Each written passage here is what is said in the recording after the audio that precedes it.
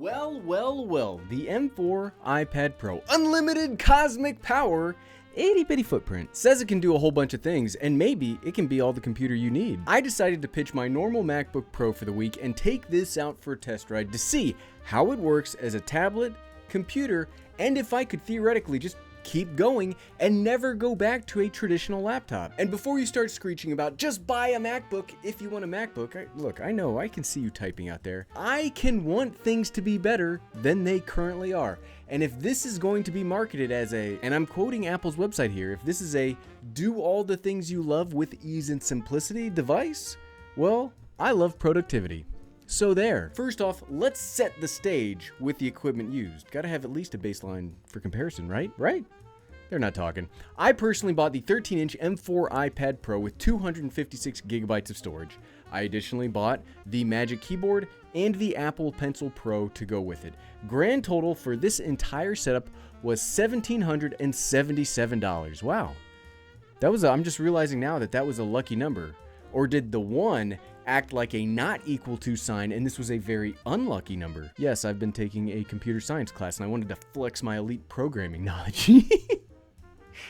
I couldn't say the whole thing with a straight face. So right off the bat, with that price tag, we could have instead purchased a 15-inch MacBook Air or an older 14-inch MacBook Pro. And I just want you to keep that in mind as we go along with the video. So let's see what I've liked and what I've disliked about the iPad Pro during that week of switching. So let's start off computer replacement / work computer. And look, I'm not gonna beat around the bush and make you wait for what I thought on the most important part for me. It worked out that I actually had a trip during this testing window, which ended up being pretty fortuitous as a way to really put this thing through its paces. So this went with me as I traveled for work, and as a travel laptop, I really like the iPad Pro, but what does that really mean? So let's break it down into the specifics of what a travel laptop needs to be and do to define why the new iPad Pro does that pretty well.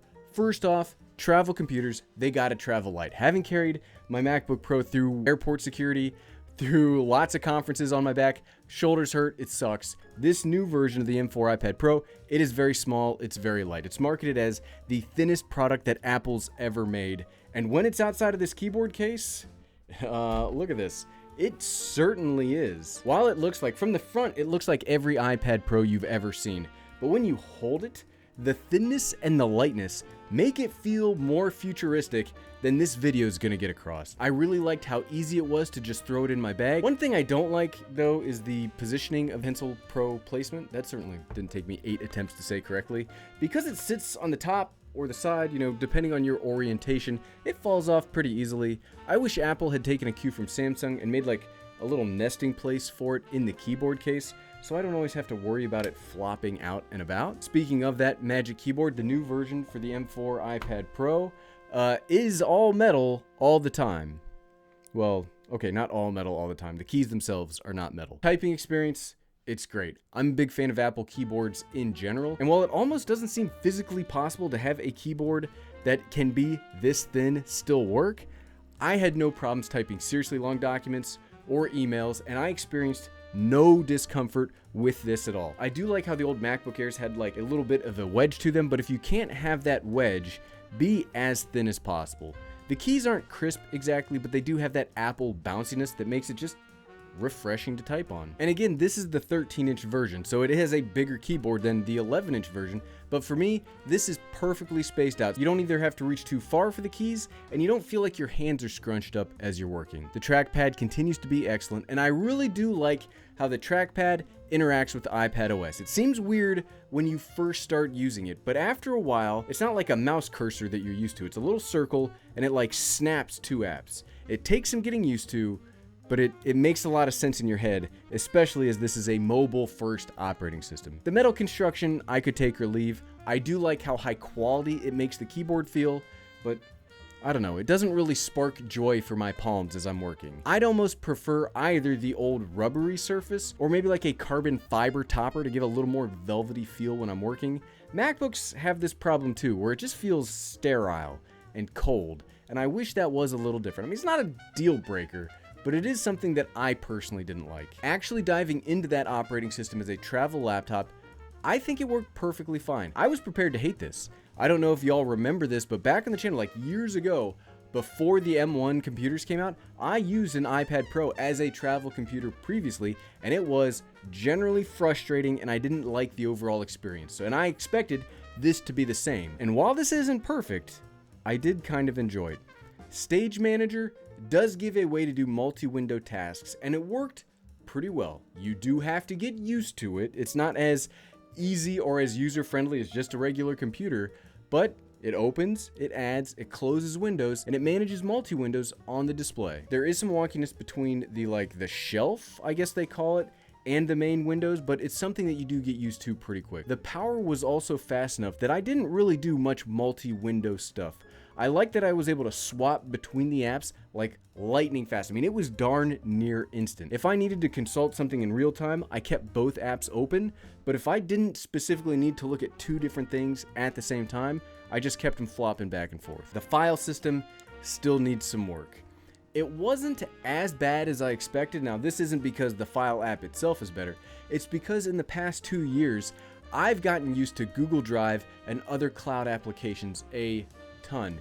And their file transfer process is a lot like how files on the iPad work. So it's not the iPad that got better. It's how I personally changed how I work that makes it not too bad. I would prefer how macOS handles files much more though. Something else I really liked about using the iPad Pro as a laptop is Face ID. Holy crap, Face ID. Why isn't this on MacBooks at this point? It's so insanely awesome to be able to keep my computer locked, hit the keys to wake it up, and have it instantly unlock through Face ID. I mean, it's so fast, it almost feels like you haven't locked the iPad, but you have. It is as secure as their biometric authentication works. And that's not just unlocking the computer.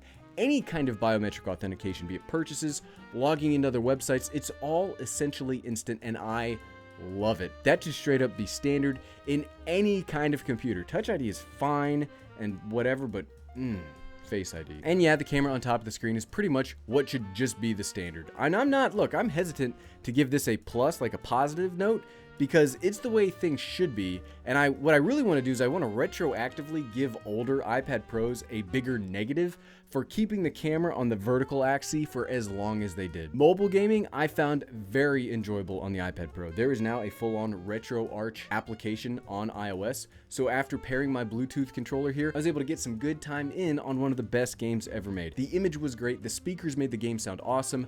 I legitimately thought that this was the best retro gaming experience I've had yet. You probably don't need the rocket ship processor for running a darn near 30-year-old game, but hey, if it works, it works. Okay, so we put that into two parts, right? The travel laptop, but then the home computer. And trying to do home computer was a little more challenging. I plugged this directly into my Thunderbolt dock that I normally use for my MacBook, and after a couple settings updates, I was able to extend my iPad display to my main monitor. Now, you do only get one external monitor, but I don't necessarily find that to be a deal breaker. I, for the longest time, used a single monitor, so if you can give me good support for that, I can live with that for the most part. It wasn't all sunshine and rainbows though. Speaking of that single monitor layout, the iPad decides generally to be like underneath the display, at least how that was for me. If it changes for you, well then, however the iPad decides to align itself with your main monitor, you are stuck with that. I typed this whole script out from my iPad Pro,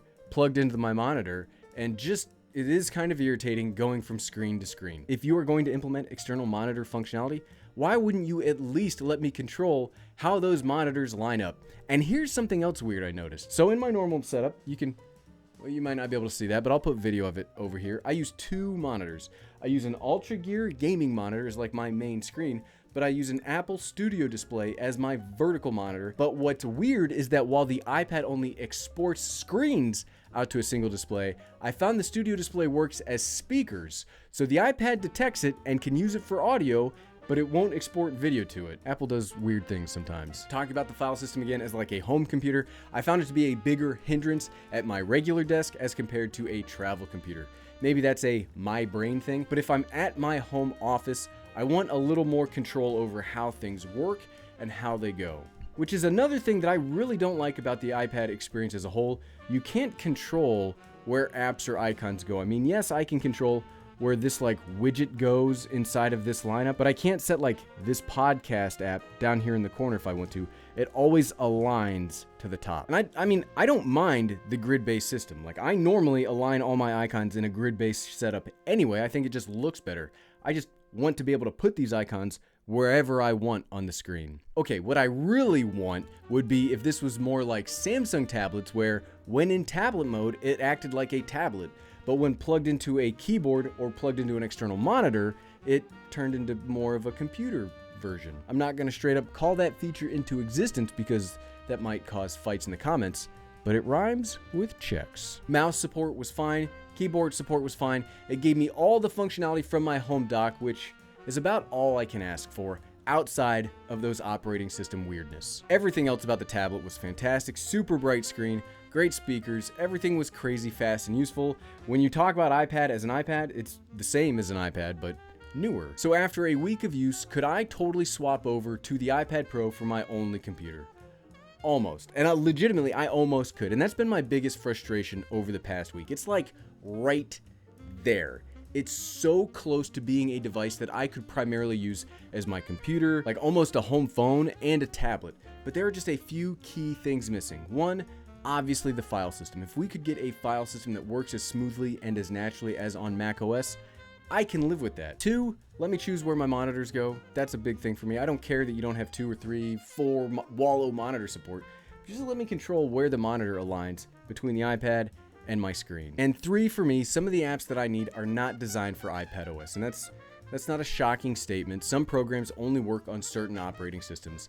Unfortunately for me, my deal-breaking programs do not work here. For example, I need DaVinci Resolve for video editing, I need Unity for my burgeoning game development career. I can make boxes move around now. And I use Photoshop for my photo editing. And yes, there are workarounds for things like video editing, coding programs, but there aren't enough specific positives of the iPad itself to justify using those and working around those headaches. So if I couldn't use it, would I recommend the M4 iPad Pro as a computer replacement? There are some cases where I would, and when I bought the iPad, I never thought I would say that. I'll tell you that straight up. But I have been pleasantly surprised. No, it's not perfect, but if you can live off of mobile apps, or you can live off of Google Docs, Sheets, other web-based applications, I think this actually works pretty darn well. And I'd say you should at least give it a shot if you are curious. Apple has a great return policy if it then doesn't work out. If you need macOS apps though, no. Obviously the iPad won't work for you, and it won't work for me, unfortunately. But what about you? Do you have, or have you considered the M4 iPad Pro? Let us all know in the comments below. And if you like this video and you're thinking about buying this, click here to see the unboxing video. Click, click, click, click, click, click, click. Thanks for watching.